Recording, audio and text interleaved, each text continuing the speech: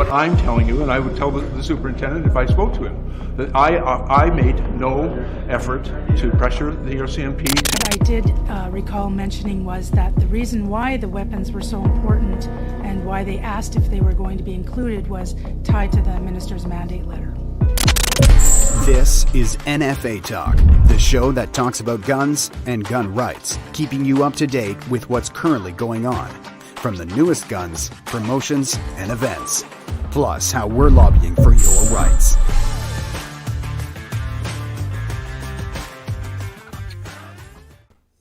All right, let's dive into it. I'm Jordan Vandenhoff, and I've got with me Rick Igersich. Ricky, how's it going? It's going good, Jordan. How are you? Not too bad. So, last Monday, the SECU, did you watch the whole thing? I actually did watch the whole thing, and, it was a great episode of Curly, Larry, and Mo. Oh, I'm sorry I said that. That doesn't do justice to Curly, Larry, and Mo. But anyway, it was very interesting. It was basically a few hours of contradictions. He said, she said, and nobody would admit to everything, and everything was spun sideways. It was a classic. Liberal SECU meeting. The Conservatives did ask a few good questions, but definitely, there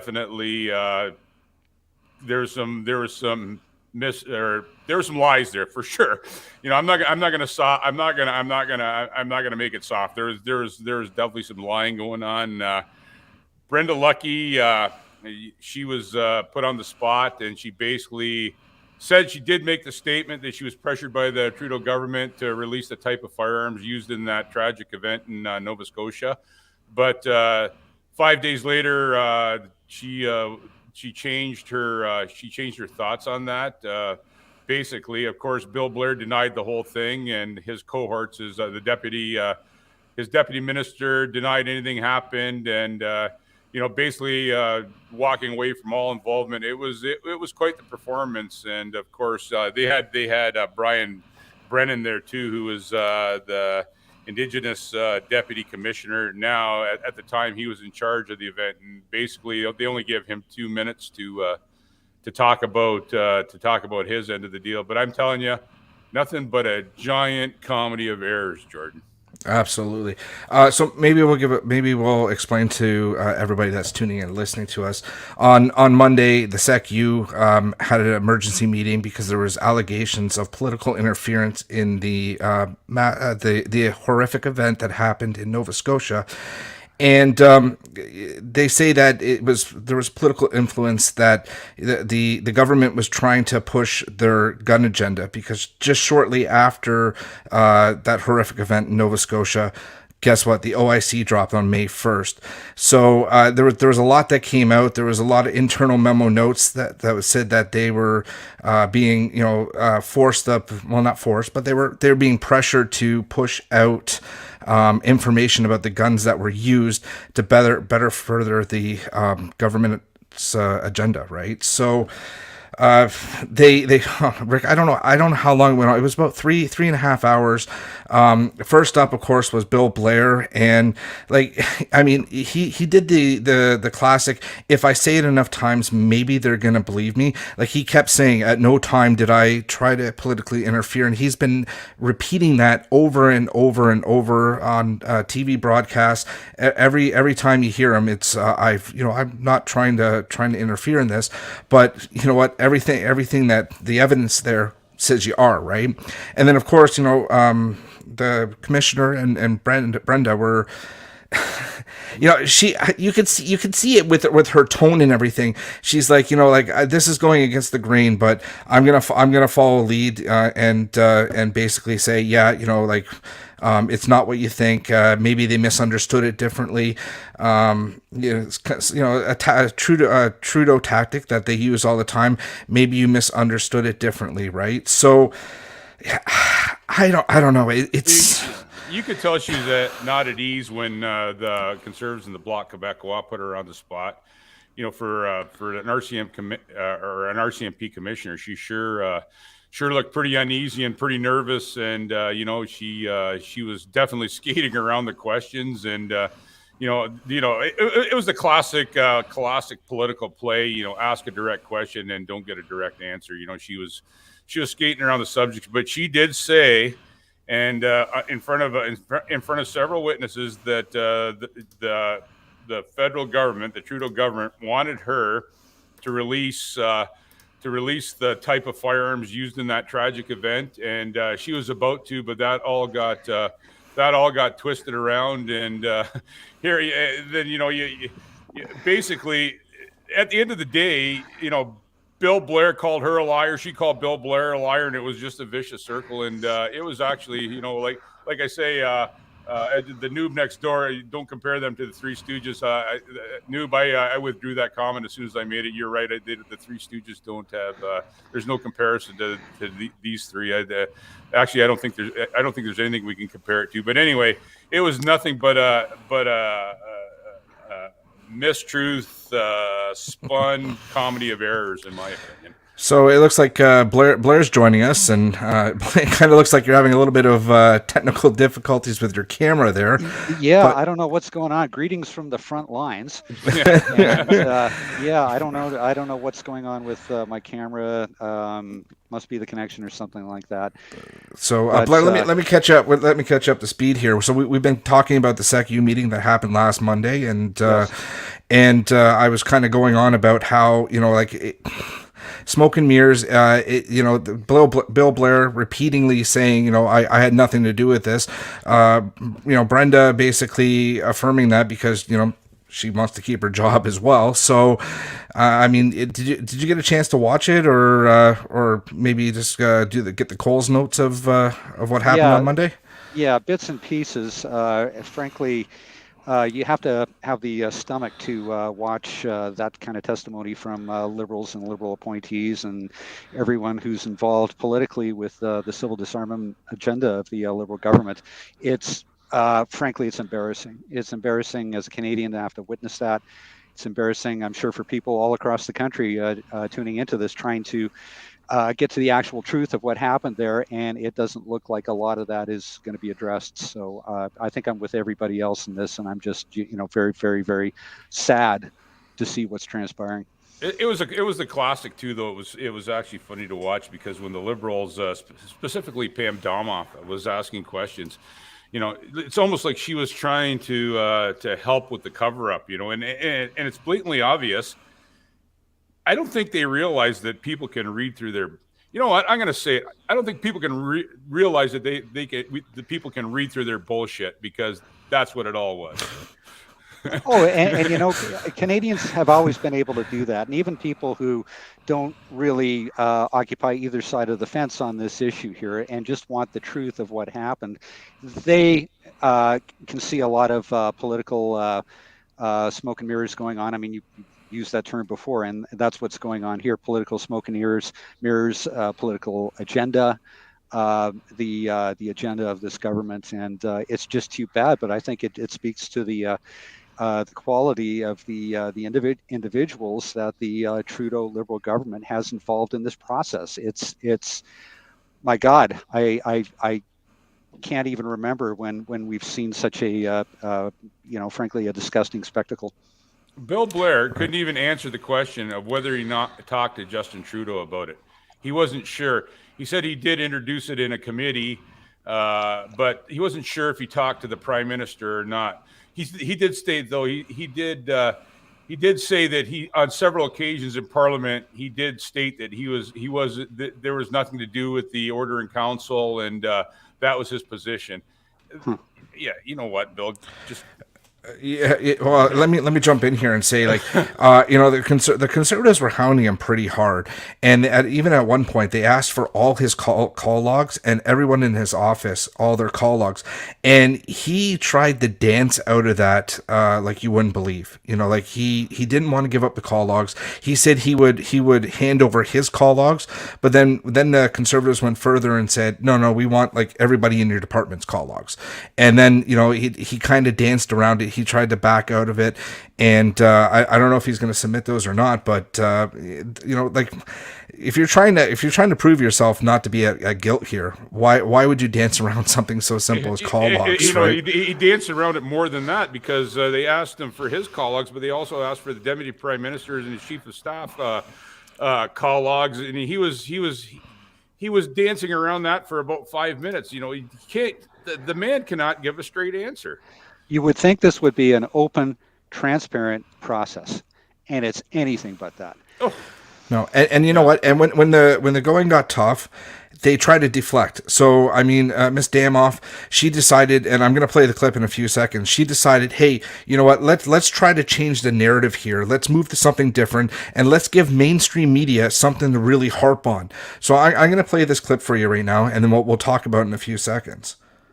Marine Corps combat veteran Dr. Kyle Ann Hunter testified before the U.S. Congress recently and explained the difference between an AR-15 and other types of weapons. And she said, quote, "It was designed to kill someone wearing a military helmet. What that does to a civilian wearing nothing is liquefy organs." And that really struck me in terms of why in both 2015 and 2019 we promised to ban weapons like the AR-15, and also why it was in the minister's mandate and why we took action in the Order in Council. I'm just wondering, Commissioner, you have far more experience than I do.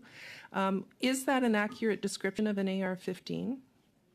I would like to say that I have that kind of experience, but I don't.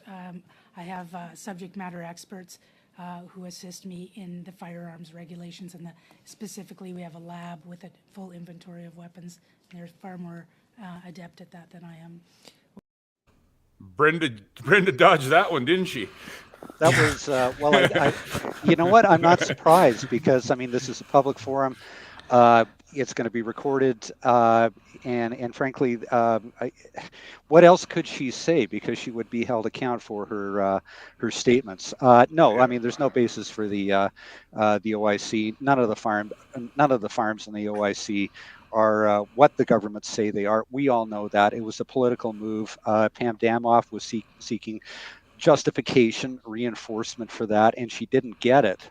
So I think you're seeing, and I think you're seeing just how shaky the government is. I mean, there's no grounds for this. I wonder, Blair, how many taxpayers' dollars they spent for Pam Damoff to find that one statement from some obscure person in the United States so she could make it. But don't you think that's really fear mongering at that point? Like, it's like you get shot with one of these, it's going to liquefy your organs. Yeah. No. Yeah, it's like a phaser. It's like a phaser on Star Trek Deep Space Nine. Come on, you guys know that liberals are proud in their ignorance of firearms. Okay, they are proud of it, so they will select certain statements from certain quarters, and we've seen this in the controversies that liberals have tried to generate, both in this country and in the United States. And don't forget, the liberal gun control mantra is based on an American gun control mantra. They borrow from the Democrats in the United States and try to use the same talking points and the same narratives here to achieve their goals. And she did it again. Okay. Yeah. No, well, you know what though? I think she really went into outer space and got that one from Star Trek though, Blair. I really do. I think she went beyond the United States on that one. Blair, you're sorry for joking around, but I just find this hilarious. Blair, you're absolutely right though. I mean, like Joe Biden made that comment, like a 9mm blows out your lung. Yeah. And that's one of those things where it will resonate because, first of all, it's so stupid that people keep continually saying it, and eventually something so stupid becomes, gets passed on. Eventually people start believing that. No, people who are ignorant on the issue, and especially people who are proud of their ignorance. And there is a quarter of the Liberal Party, not all of them. Okay, because as we know, we've got members of the National Firearms Association who are card-carrying liberals. Okay, they must be doing a lot of soul searching right now, but they know guns, they care about guns, and they are educated about it. The Liberal Party itself is not, and they are proud of their arrogance, and they depend on institutions like the RCMP, like the Canadian Firearms Program, to try and support and justify their actions on this. And I don't think they're getting a lot of it today, especially in support of the OIC. But I mean, again, it's this ignorance that they think they can communicate will be accepted by most Canadians. It's not anymore, because that narrative fell apart a long time ago. Remind me, did the OIC cover the shoulder thing that went up, or what? I mean, is that on the OIC? The what, Blair? I'm sorry, I didn't get that. Yeah, the shoulder thing that goes up, on assault weapons. It makes it more deadly. What's an assault weapon? This is an assault screwdriver. Yeah. Like one attachment on a gun should not define a gun, right? If it has a muzzle brake, or if it has a pistol grip, or it's all black versus wood. Like, I mean, if the AR-15 was wood stocked, would they be going after it, right? No. We know why they do this. Liberals like to have symbols, okay, especially in the gun control debate. They like to have symbols. We're going to ban this gun. That's going to make Canada safer. Well, it's not, okay? Frankly, all of the AR-15s in Canada were restricted by name and variant, and everybody held a registration for them. That's supposed to keep Canada safe, like the registration of handguns, right?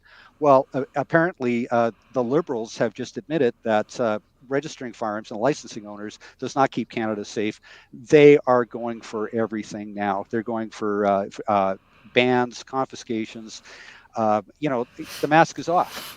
Yeah, the Liberals are all in as far as firearms, getting rid of firearms in Canada. But like Blair said earlier too, like when we say the Liberals, like we're talking about the Trudeau government and maybe the 20,000 followers that he has, between all three gun orgs, the doctors and our favorite professor, right? But other than that, like most Canadians don't really care. Like I think they're just so sick of seeing all these stupid, ridiculous ads on TV and say, yeah, okay, whatever, just do what you got to do. Let's move on, right? No. I mean, this is not an issue, certainly in this country, that the Liberals think that it is. I mean, look, I think a lot of people woke up because of the experience of the long gun registry. And the Liberals did a lot of this back during long gun registry. I don't know if you remember that. They did prohibit a lot of firearms that were previously restricted or registered. They did go after owners. They did try to register every rifle and shotgun in the country and failed miserably. And people remember that. Certainly people in the firearms community who had to experience that and try and comply with the law if they could. Many couldn't because of the incredible failure of that program. So a lot of people changed their minds about that in this country. And when you're trying to use, scary American gun control narratives like assault weapon this and black rifle that, that's what guns look like today. I mean, chances are, even if you have a bolt-action hunting rifle, it's got a synthetic stock and a magazine. Okay, is not. They'll ban it. Well, that could very well happen. But I mean, unfortunately, what the Liberals don't understand is firearms technology moves on. The people who use that technology move on and understand what it is and how to use it. And the narrative, like we've got to, ban these ugly black guns, it doesn't really hold up. And that's why their narrative in support of the OIC and their legislation just hasn't gone anywhere outside Liberal quarters. Exactly. You go back to May 2020, Christine Freeland. We banned a lot of these firearms because they look scary. What kind of statement is that? I guess it's our fault, right? Like we should have had all these guns ceramic coated with Hello Kitty and all these fancy colors on them, right? We made them. I guess the manufacturers just made them too scary. Well, the pink Muddy Girl guns were covered too. Right. Yeah. I don't know. It's just terrible. It's symbolism. You guys gotta understand that the Liberal gun agenda is not based on any sort of empirical studies. It's not based on any fact. It's not based on any demand from law enforcement agencies in Canada. By evidence of this little performance that we've just seen, it's based on Liberals wanting to make symbolic acts that really, really damage and negatively affect the rights, freedoms, and property of Canadians, and that's all it is.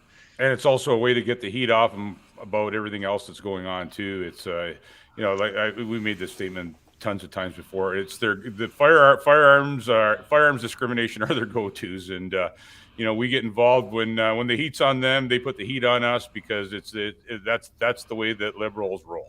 Well, you know what? It's made it a symbolic issue for us too. And, although I'm not entirely comfortable with that, I understand why that's happened.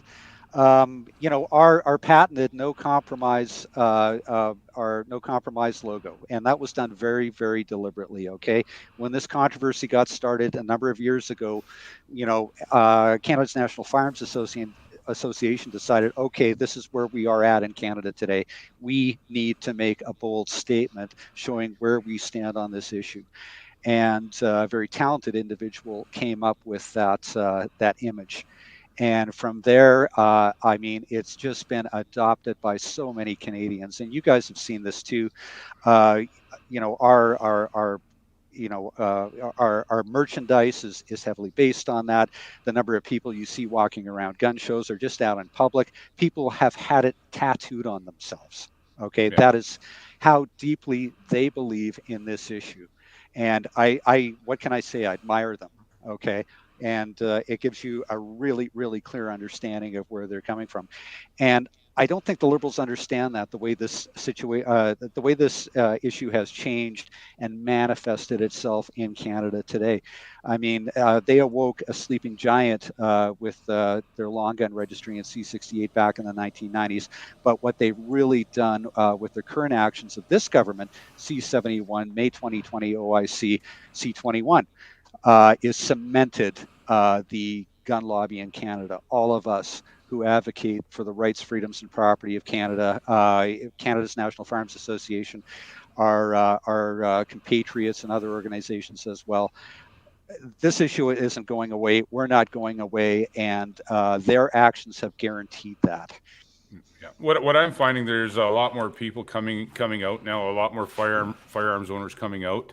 It's always been the thing over the years. Well, it really doesn't affect me, so I'm just going to remain silent on this, and I'm just going to keep voting where I voted before, and wherever that might be. On Northern Ontario always goes NDP, and the British Columbia always goes Orange, and this is changing things because people are angry now. People are getting angry. There's more to it than just guns. People are starting to realize this is personal property. They're going to start taking our personal property, and they're not stopping.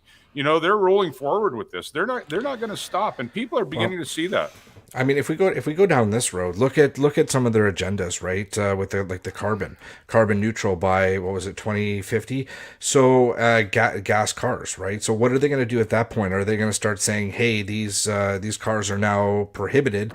You either turn them in or get them deactivated, and purchase yourself an electric car, right? Well, what it comes down to is it comes down to people's lifestyles, okay?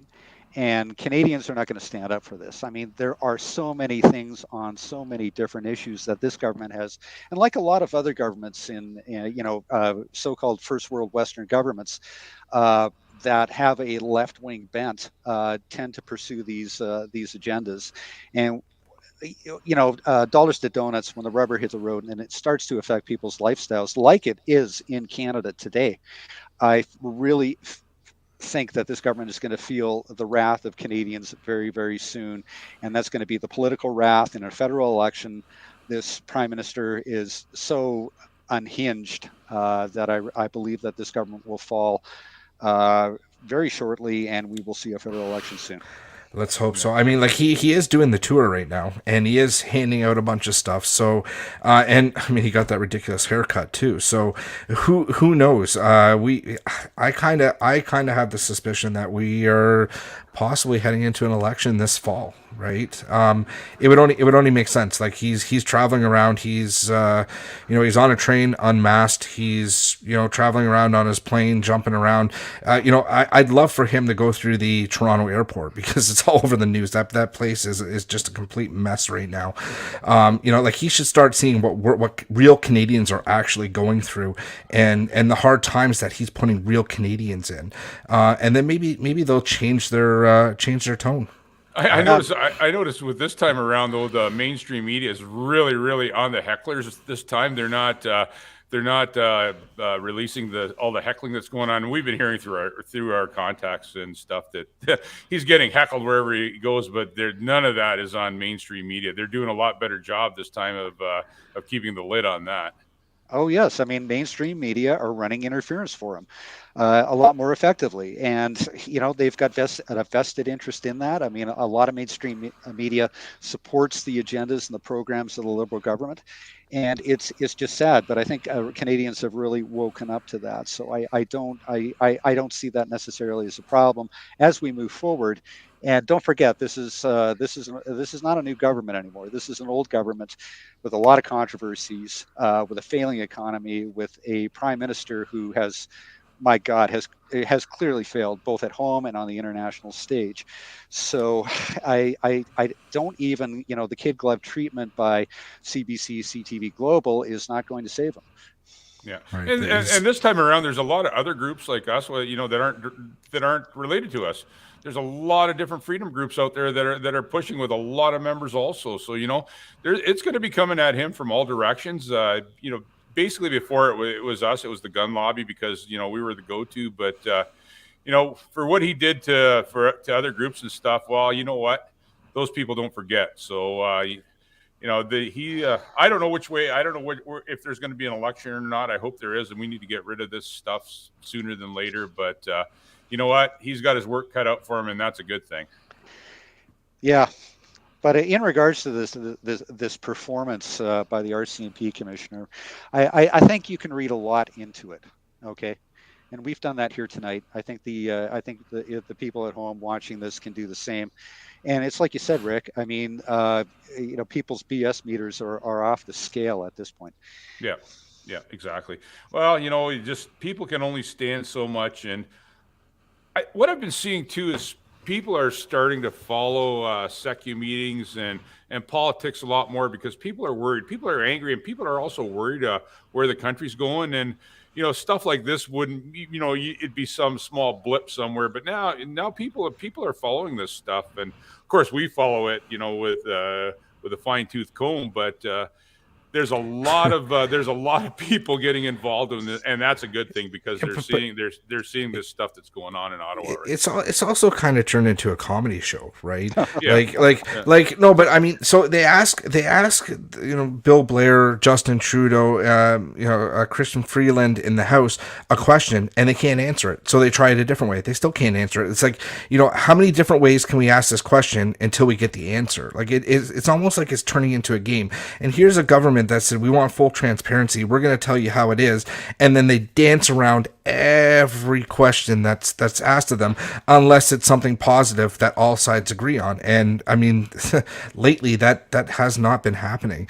I'm starting to see a small shift with the NDP. Like, I think they're really kind of kicking themselves in the ass right now, thinking, why did we support this government? Why did we prop up this government? Like, they're embarrassing us. And I guarantee you, if we do go into an next election, they're going to feel it too from Canadians. And I saw a poll from. Go ahead. Excuse me. I saw a poll from Angus Reid stating disaffected Liberals and NDP going to the Charest campaign. Could you imagine that? Yeah, well, I'm sure that's fact checked, but yeah, no kidding.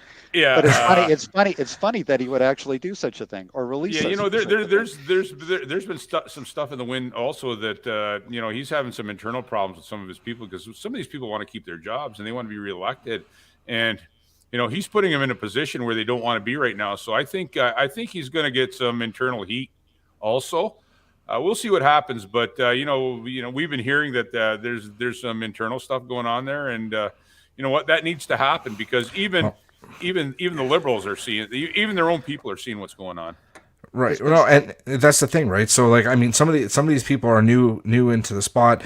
They want their pensions. They want they have to get so many. What is it? Two terms in. Rick Blair, you guys got to correct me on that. I believe it's 2 terms in, and then they get their lifetime. Pension, yeah, and they get their lifetime pension. So those are the ones that are gonna go with what they they're not gonna go against their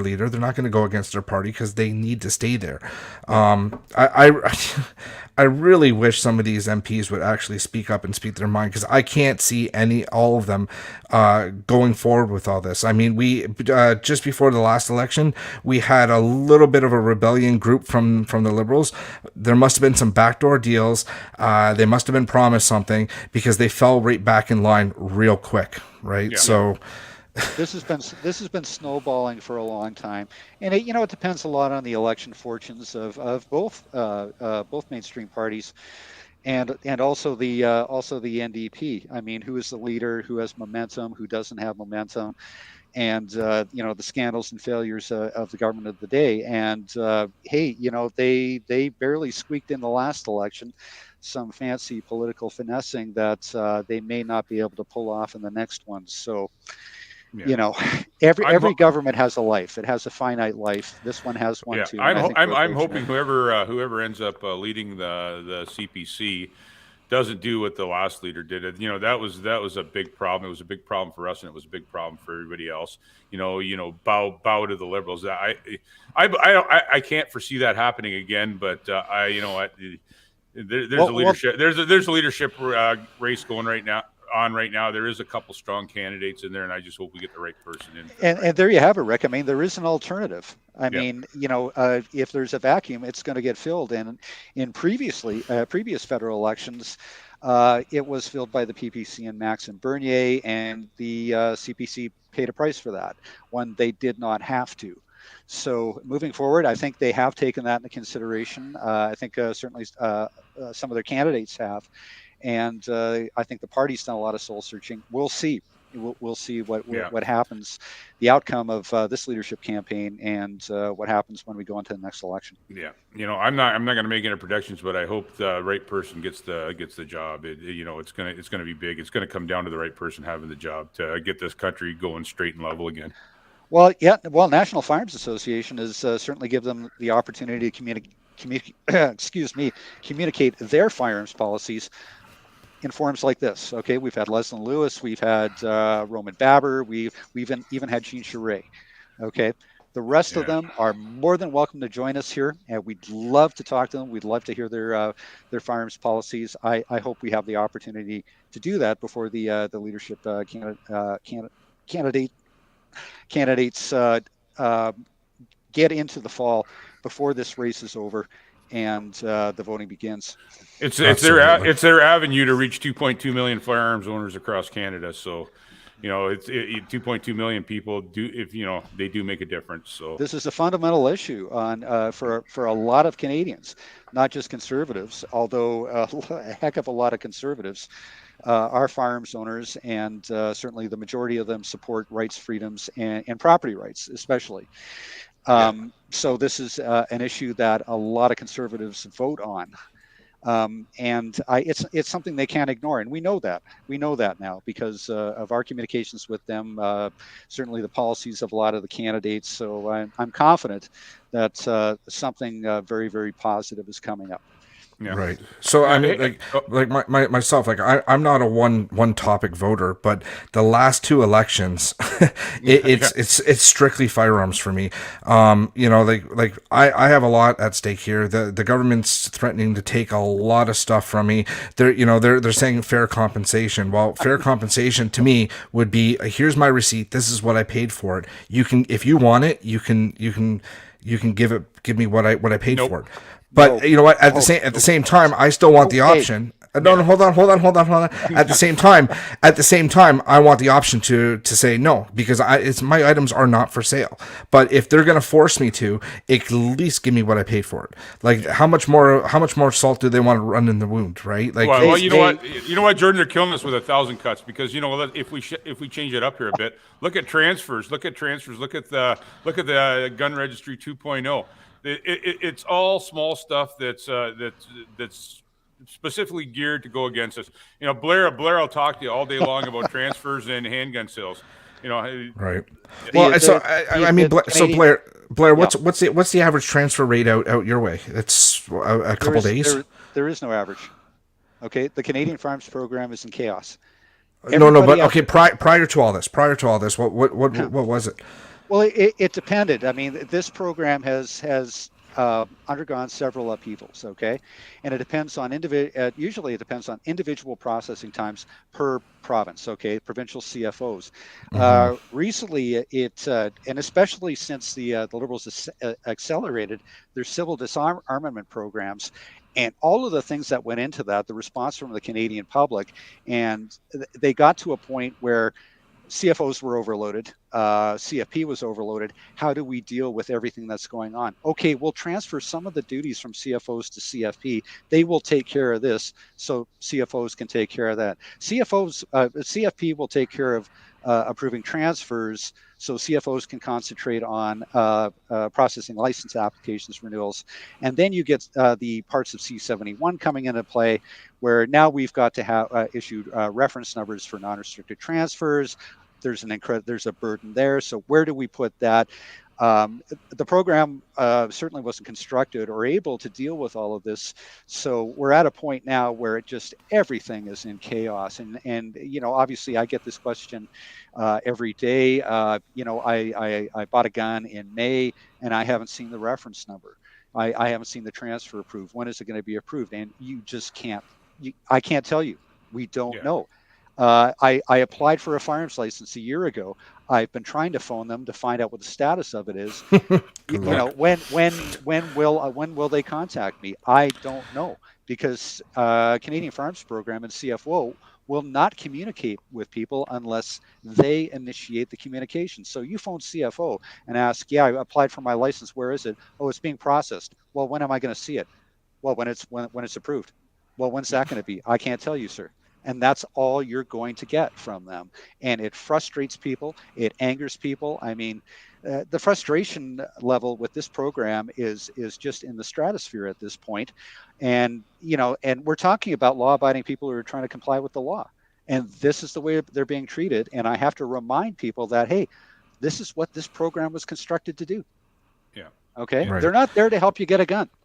Absolutely not. They're there to find a way to prevent you from getting it. This is not about service. This is not service. This is not a service-oriented bureaucracy, and you must realize that you are held hostage to this. If you want to be law-abiding, if you want to comply with these laws and regulations, you will be held hostage to this program and this process. And if you don't like it, that's too bad. Get rid of your guns.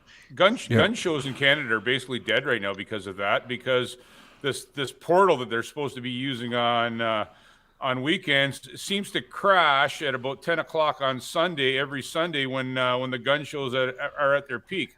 This mysterious happens every weekend. There's several gun shows been canceled because of that. It is heavily dependent upon the CFP website and email, and not everybody in Canada uses that. Okay. Well, the thing is, though, they scrambled for this. So I guarantee you why it happens all that on Sundays is their servers are probably dumping all the cache in their system, right? They're probably rebooting. They probably have to clear all the old data out and move in for the new stuff, right? They scrambled for this. They put it together really quickly, and they probably have it on a little small IBM small server that's supposed to run all of Canada. Now, it was probably designed for 3 or 4 transfers every couple hours. Gun shows, people are buying guns like crazy. So now you've got just one gun show alone. You've got 40, 50 transfers coming in, spread that across the country. But what if you do not have a profile on that website?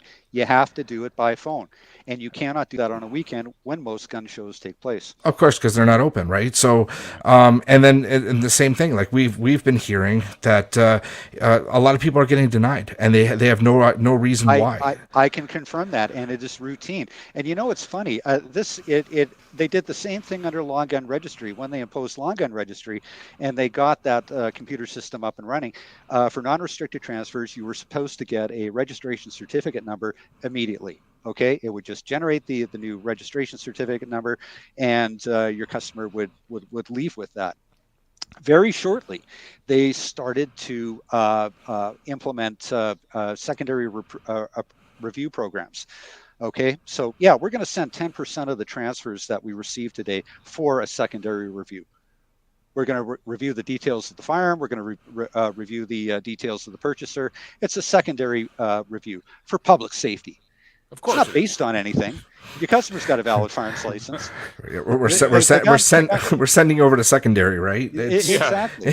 But it creates statistics to support the goals of the program. And we're seeing that again today. So this is nothing new. I mean, ask people who bought guns under long gun registry, and they'll tell you, yeah, I had guns go for review, and I had to come back in a week and recover it or whatever. But essentially they lied, and they expect people to sort of assume, hey, this is the new normal, and if you want to own a gun in Canada today, you gotta put up with this, but it's for a good cause, it's public safety, and that's just an outright lie. Yeah. Well, you know what? I eventually seen this long gun registry, and I'm going to call it that, go towards the same as a restricted transfer, where like Ontario on a good month, we were Rick? We were 2-3 weeks. I think the best I've ever seen in Ontario, and this was quite a while ago, was a week. But it's been lately, before this buffoonery started, it was about 3 weeks. Now 6, who knows, right? Maybe by Christmas if you're lucky. Yeah. So is in chaos. And the program is in chaos. I can see this long gun registry going in the exact same direction. You know, you want to transfer a gun, you're gonna call it in, you're gonna wait for the transfer, you're gonna wait for they're gonna hold up the it's not gonna be by email anymore. You're gonna have to wait for them to mail it out. You know, the computer systems aren't working for us. We found a flaw. Like, that's what they're looking for. They're looking for some kind of flaw so they can justify moving it in the different direction that's gonna put more red tape on us. Death by 1,000 cuts, just like I said before. All these little things add up. That's the Liberal program, and they have this Canadian Farms program to conduct their social experiments on law-abiding firearms owners in Canada. Well, so it's ridiculous. And you know what? I feel bad for the next government coming into power if there is a switch. They've got so much work ahead of them, right? Yeah. Like, you know, there's C21, if it passes through, it's not done yet, but if it passes through, which it likely looks like it's going to, C71, the OIC, they've got, our country is in shambles right now. We've spent way too much money. We owe too much money, with everything else that's going on. It's gonna be a nightmare. And I don't think that the gun owners are going to see that reward right off the hop when the next government comes in play, because they've got so much stuff to recover from, the damage that this government's done to our country. Bill C11, they're gonna try to stop us from getting the information out to you guys with Bill 11. There's other stuff there. It's just not gun stuff. We're going hardcore socialist. Canada is going hardcore socialist, in my opinion, right now.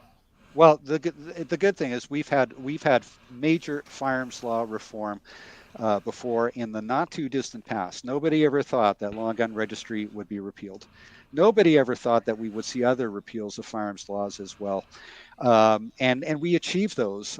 We had to elect a conservative government to do that. We did it, and we won those reforms, where it was, I would say, prior to that, 20 years prior to that, it was unthinkable. Everybody knew, the laws are just going to get worse and worse and worse. Nothing we can do about it. If the Liberals don't do it to us, the PCs will. And that all stopped. We have political alternatives now that didn't exist at that time. And I think we're posed to make some pretty major reforms under the next government too. And we're going to be there to make sure that happens. Yeah, though you got to look at this scenario too, though. Even if this stuff gets repealed, look at the damage that it has done to us.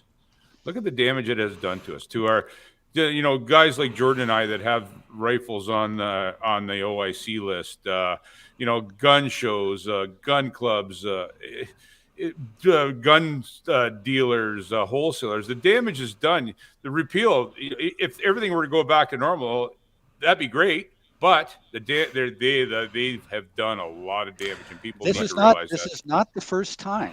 Yeah, okay? I know it's not, but they need to take guns out of politics. Let's just take it completely out of politics. Like, it goes back and forth. Liberal government, lose guns. Conservative government, possibly get guns back. Liberal government, lose more guns. Back, forth. And who's stuck in the middle? Us, Well, the well, firearms owners. the problem Right? is we've got an American-style gun control debate in Canada now, and it was done very, very purposely by the Liberals starting in the 1990s. They thought this is an area where we can get votes, especially in big cities like Toronto and Montreal. Okay, people are worried about gang violence. We'll give them the solution. We'll take guns away from people so that criminals can't get guns. Very simplistic, Yeah. especially at the time. But when people are grasping for solutions to very, very serious problems, this is the Liberal mentality. There's been a lot of water under the bridge now, and this debate, this issue does not resemble what it did 20, 25 years ago. Okay, No. and I think the Liberals are going to be held to account on that. We've changed the narrative. And I think they're about 10, 15 years behind the times on it now. It blows my mind though. Like here's the thought. Let's get guns away from the gangs and the criminals. So we'll take them away from the responsible firearms owners. Yeah. Doesn't make any sense. What logic? Where does that work in anybody's logic? It's Jordan. It's like, liberal logic. That's what it is. Anybody listening, comment. Let me know. Like how does this work? I'm stumped. I'm absolutely stumped. What ceases to amaze me too. There's a lack of knowledge out there, even with the mainstream media. Blair and I got an email the other day from a reporter from iPolitics, and he said, "Well, I just heard that CFP is overloaded and with restricted firearms, and now they're passing it on to the provinces." Well, guess what? It's always went from Miramichi CFP to CFO in the provinces. They have the mainstream media hasn't got a clue how the system works or what's going on out there. They're overloading the provinces with this. No, nothing's changed. It's just more of it right now.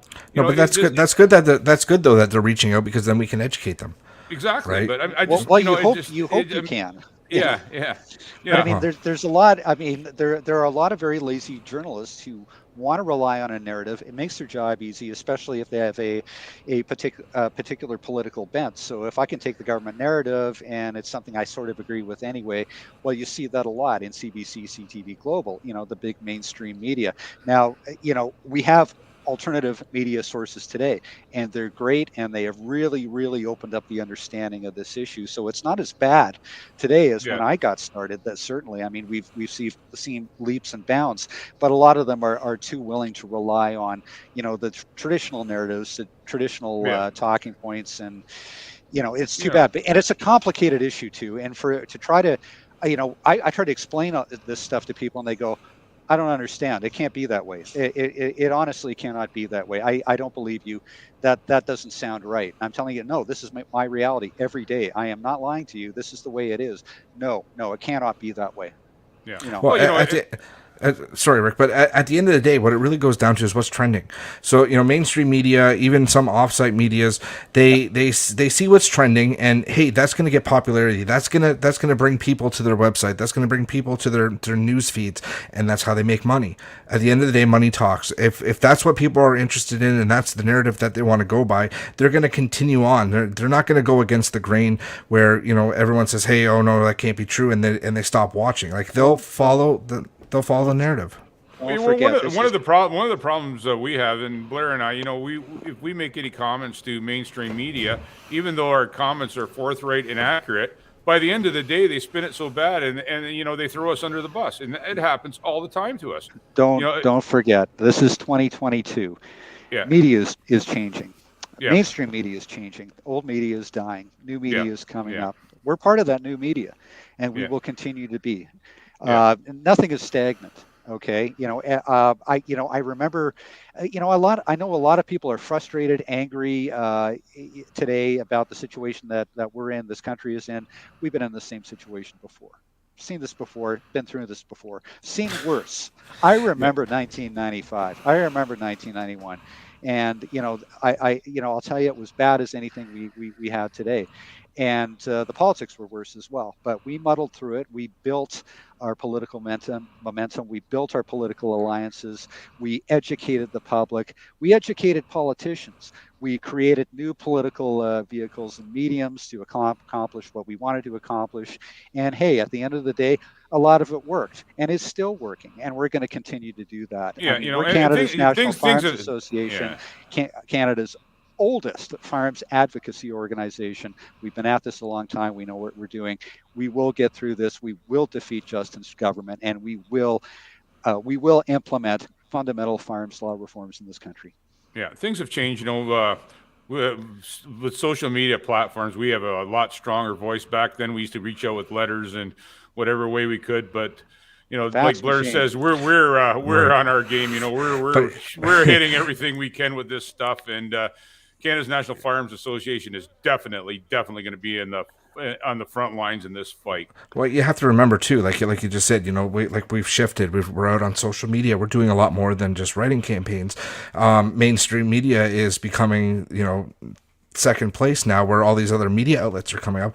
So what does this government do? C11, right? So now we get to dictate. I mean, it's right there, right? So we're gonna start seeing. I'm only guessing, but I'm pretty sure we're going to start seeing our medias being suppressed. Between I don't know how long we're going to be able to do this talk show. That's why we have the courts. That's why we have the legislatures, and that's why we have the Supreme Court of Canada. And believe me, all of this will be challenged. I mean, they're not getting off scot-free on this. I mean, this is not a strong majority government with a mandate. This is a weak minority government, kept in power by the nominal support of an opposition party. Okay, this government is not in a very good position. People should understand that. Let's work towards the political solutions that we know will win the day. Okay? I can assure you that there isn't a Liberal out there that doesn't know who Canada's National Farms Association. We're the talk of the town now, and you know what? That makes me very happy because they've got a big problem with us, and that gladdens my heart. Hey, I got to let you guys go now. I got to ask for a leave of absence here. I've got some. All right, Blair. Well, no problem. Thanks for jumping in. All right. Thanks, guys. Yeah. Like I started to say, there isn't a Liberal out there that doesn't know who we are, and that's a good thing. That's where we want to be right now. I don't know. What do you think, Jordan? No, absolutely. Well, I mean, we're well known, right? Yeah. So, we've been in mainstream media. We've been around since late 78, and we started 78, 79, right? So, we weren't just formed a couple years ago. So we've been around. So we've been talking for about 51 minutes. So it's great that Blair jumped in. Why don't we take one real good question? Does anybody out there have a real good question for us? Yeah. While we're looking for that, I on a good note, I did get out today, and I actually got some shooting in for the first time in a long time.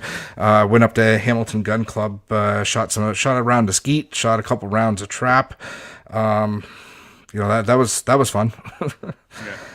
Right. Yeah. Hopefully maybe on the weekend, Rick, we can get out and do some shooting.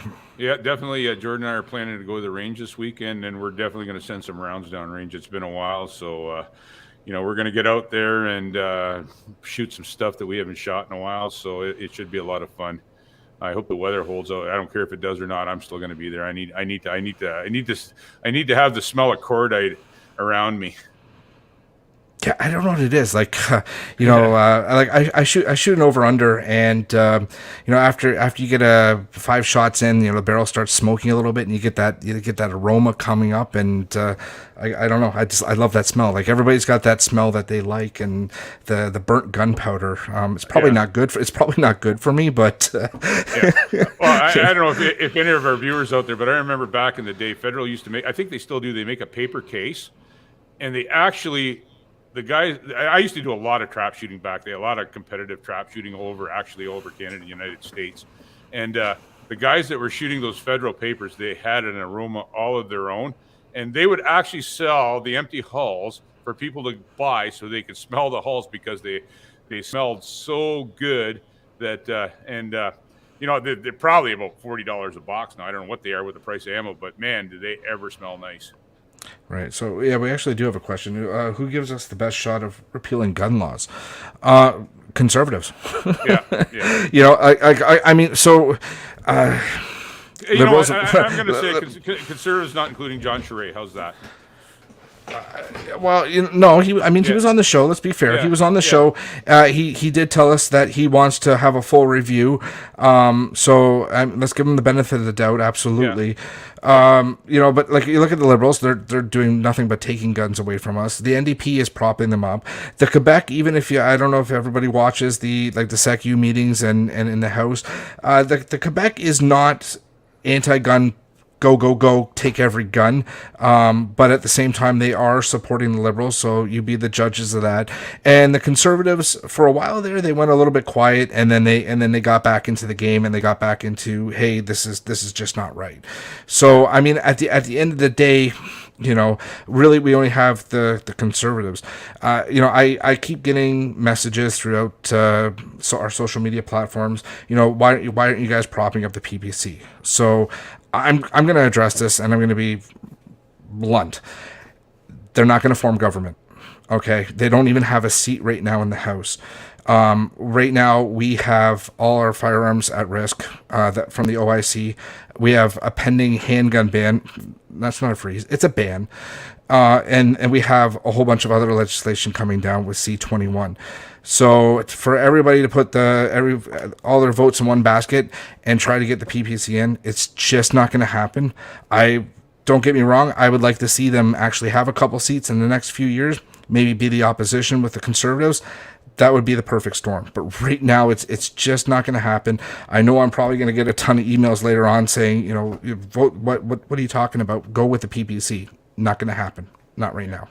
Yeah, I see there's a message on there from Tim Everett. You guys need to come witness the Ontario Olympic Trap Shooting Association provincial championships in Toronto, the Toronto International Trap and Ski Club. I've actually I've been to a few Olympic trap shooting events. It's a lot of fun. It's fast and furious. Unfortunately, this weekend for me is super booked up with other NFA stuff. And Jordan, like I say, I want to get out. You know, my Saturday's done, but Sunday I need to get out and shoot, guys. I would love to come down, but it's probably been it's been a long time since I sit rounds downrange. So, but you know what, Tim, I will take your. I will definitely come down to the. Jordan and I will make a trip down to the Toronto International Trap and Ski Club to talk to you guys. We'd love to talk to you and answer some questions. Absolutely. This weekend, though, is out of the question. Like I say, we've got work to do on Saturday, and we've got a bunch of shooting to do on Sunday. Sorry. Right. Yeah. No. And it was great. Like I got out today and pulled the trigger a couple times, and it was great. We've been so busy with all this stuff that you know, like I don't find time to shoot anymore. And my wife says, you know, like you used to go to the range like every second day, or you go like each night. We have an indoor range just down the road from me, and you'd go at 9 o'clock, come home at 11, and you'd shoot pretty much every night. And this is when I first really started shooting. I wanted to hone in my handgun skills, and she's like, do you even shoot guns anymore, or are you just fighting for them? And I said, well, I'd love to be able just to go to the range every day again, but like if I don't fight for it, and if everybody listening doesn't fight for it, they're not gonna have any guns to go to the range. So eventually at some point I'm gonna be able to retire and spend a lot more time at the range. No, I'm going to do the best I can on my watch to make sure they don't take anything. Like I say, I'm not giving anything up. Right. So Rick, I think this is the point where I think we're going to cut it off. We've been here 58 minutes, and we got more stuff coming down the pipeline. So let's cut it off here. Okay. Right. Thanks everybody. Thanks for viewing. We sure appreciate it. It's people like you that make us happen. All right, this is NFA Talk. Thanks for tuning in. Thanks for listening to this episode of NFA Talk. Like and follow the NFA on social media and sign up to become a member.